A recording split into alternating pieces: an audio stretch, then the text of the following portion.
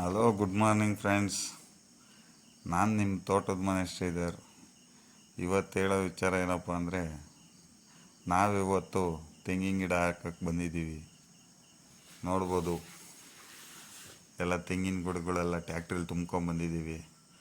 ಗುರು, ಇವತ್ತಿನ ಕಾಲದಲ್ಲಿ ವ್ಯವಸಾಯಕ್ಕೆ ಎಷ್ಟು ಖರ್ಚೈತೆ ಅಂದರೆ ತುಂಬ ಖರ್ಚಿದೆ, ಏನು ಮಾಡೋಕ್ಕಾಗಲ್ಲ. ಹಾಗಾಗಿ ಕೆಲವರು ಈಗೇನಾಗಿದೆ ಅಂದರೆ, ಈ ಸಿಟಿ ಕಡೆಯವರೆಲ್ಲ ಜಾಸ್ತಿ ಹಳ್ಳಿ ಕಡೆ ಬರ್ತಾವ್ರೆ. ಅದು ಟ್ರೆಂಡ್ ಆಗ್ಬಿಟ್ಟಿದೆ. ಜಮೀನು ತಗೊಳೋದು, ತೆಂಗಿನ ಗಿಡ ಕಟ್ಟೋದು, ಒಂದು ಫಾರ್ಮ್ ಹೌಸ್ ಮಾಡ್ಕೊಳೋದು, ಆರಾಮಾಗಿರೋದು, ಆ ರೀತಿ ಮಾಡ್ತಾವ್ರೆ. ಹಾಗಾಗಿ ಭೂಮಿ ಬೆಲೆಗಳು ತುಂಬ ಜಾಸ್ತಿ ಆಗ್ತಾಯಿದೆ.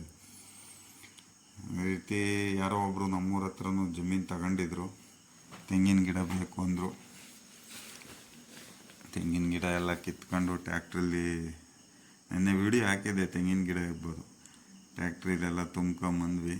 ನೋಡ್ತಾ ಇರ್ಬೋದು ನೀವು, ಎಲ್ಲ ಫೆನ್ಸಿಂಗ್ ನೀಟಾಗಿ ಮಾಡಿದ್ದಾರೆ, ಗುಂಡಿ ಎಲ್ಲ ಹೊಡೆದು ಗೊಬ್ಬರ ಎಲ್ಲ ಹಾಕವ್ರೆ. ಚೆನ್ನಾಗವೆ ತೆಂಗಿನ ಗಿಡ.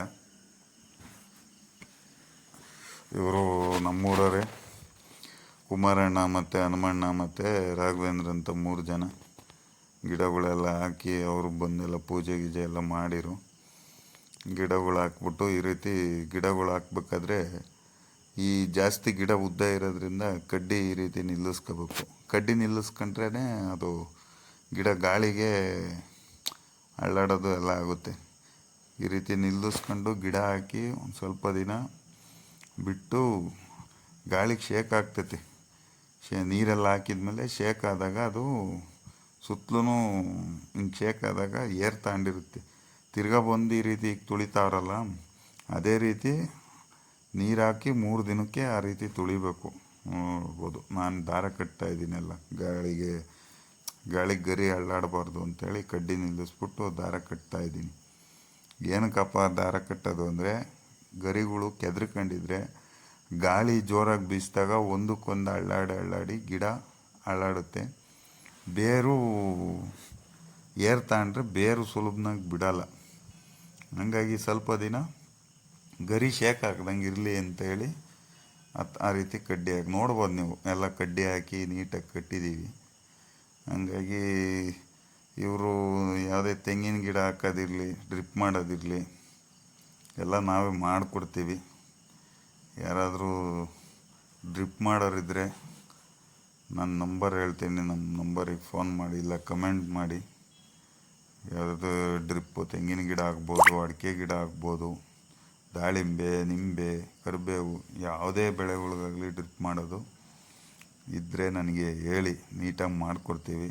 ಯಾವುದೇ ರೀತಿ ಡ್ರಿಪ್ಪು ಗಿಡಕ್ಕೆ ಬೇಕಾ, ಪ್ರತಿಯೊಂದು ಗಿಡಕ್ಕೂ 1/2 ಇಂಚ್ ಹಾಕ್ಕೊಂಡು ಎತ್ತೋದು, ಅದು ನೆಕ್ಸ್ಟ್ ವಿಡಿಯೋ ಮಾಡ್ತೀನಿ ಯಾವ ರೀತಿ ಡ್ರಿಪ್ ಮಾಡಿದ್ದೀನಿ ಅಂತೇಳಿ.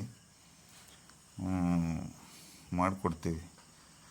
ಹಂಗಾಗಿ ಇದು ಏನಕ್ಕಪ್ಪ ವಿಚಾರ ಅಂದರೆ, ಟ್ರೆಂಡ್ ಆಗಿದೆ ಅಂತ ಹೇಳಿದೆ ಜಮೀನು ತಗೊಳ್ಳೋದು.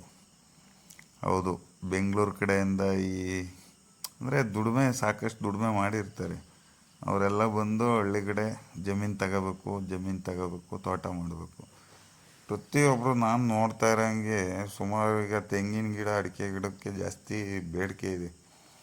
ಯಾರು ನೋಡಿದ್ರು ತೆಂಗಿನ ಗಿಡ ತಗೊಳೋದು, ತೋಟ ಮಾಡೋದು, ಬೋರ್ ಹಾಕ್ಸೋದು, ಏನೇನೋ.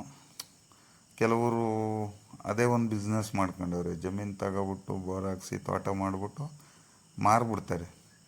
ಕೆಲವರು ಮಾರಲ್ಲ, ಚೆನ್ನಾಗಿ ನೋಡ್ಕೊತಾರೆ. ನೋಡ್ಬೋದು, ನಮ್ಮೂರು ಬೆಟ್ಟ ಇದು, ಕವರ್ಗಲ್ಲು ಅಂತ ಕರಿತೀವಿ ಇದನ್ನು. ಹೀಗಾಗಿ ಯಾವುದೇ ಗಿಡ ಹಾಕೋದಿದ್ರೂ ಹೇಳಿ, ಮಾಡಿಸ್ಕೊಡ್ತೀನಿ ನಾನು. ಡ್ರಿಪ್ ಮಾಡೋದಿದ್ರೆ ನಾನೇ ಮಾಡಿಕೊಡ್ತೀನಿ. ನನ್ನ ಜೊತೆ ಹುಡುಗರನ್ನ ಕರ್ಕೊಂಡು ನೀಟಾಗಿ ಏನೇ ಪ್ರಾಬ್ಲಮ್ ಇದ್ರೂ ನಾನೇ ಚೆಕ್ ಮಾಡಿ ಹೋಗ್ತೀನಿ. ಯಾವುದಾದ್ರು ಇದ್ದರೆ ಹೇಳಿ, ನನ್ನ ನಂಬರ್ ಹಾಕ್ತೀನಿ, ನಂಬರಿಗೆ ಫೋನ್ ಮಾಡಿ. ಓಕೆ.